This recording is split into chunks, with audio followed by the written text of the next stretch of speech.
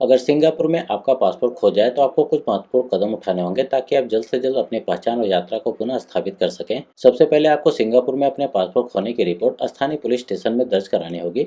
इसके लिए आपको पासपोर्ट खोने के स्थान का पता और अन्य विवरण पुलिस को देना होगा। पुलिस रिपोर्ट प्राप्त करने के बाद यह एक महत्वपूर्ण दस्तावेज बन जाएगा जो आपके पासपोर्ट के खोने का प्रमाण होगा। भारतीय दूतावास या काउंसुलेट से संपर्क करें। भारत के पासपोर्ट को लेकर समस्याओं का समाधान भारतीय दूतावास, एम्बेसी या काउंसुलेट के माध्यम से किया जा सकता है। सिंगापुर में भारतीय उच्चायोग या काउंसुलेट को तुरंत सूचित करें। आप ये जानकारी ऑनलाइन प्राप्त कर सकते हैं या फिर फोन, ईमेल के जरिए भी संपर्क कर सकते हैं।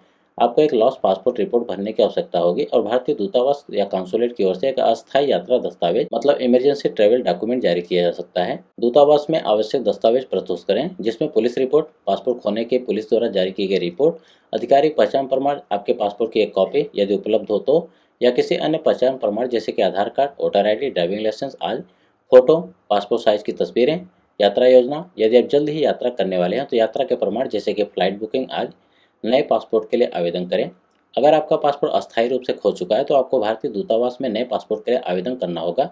इसके लिए आपको कुछ स्टेप्स का पालन करना होगा जिसमें नए पासपोर्ट के लिए आवेदन फॉर्म भरें, आवश्यक दस्तावेज जमा करें जैसे कि पासपोर्ट साइज फोटो, ID प्रमाण और अन्य जरूरी दस्तावेज। अगर आपका पहले का पासपोर्ट खो गया है तो पुलिस रिपोर्ट, फीस का भुगतान करें। नए पासपोर्ट के लिए शुल्क देना होगा। ये शुल्क दूतावास के नियमों के अनुसार बदल सकता है।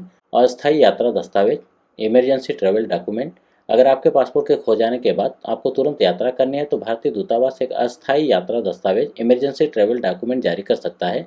यह दस्तावेज आपके देश वापसी तक वैध होगा और इसे भारतीय दूतावास से प्राप्त किया जा सकता है। नए पासपोर्ट का समय, नए पासपोर्ट के आवेदन के बाद दूतावास द्वारा नया पासपोर्ट जारी करने में कुछ दिन या सप्ताह लग सकते हैं, जो परिस्थिति पर निर्भर करता है। आप दूतावास से इसके बारे में जानकारी प्राप्त कर सकते हैं।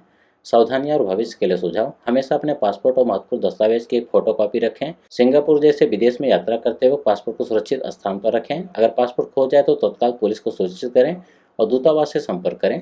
सिंगापुर में भारतीय दूतावास या काउंसुलेट से संपर्क करने का तरीका समय समय पर बदल सकता है, इसलिए आपको दूतावास की वेबसाइट पर जाकर जानकारी लेनी चाहिए।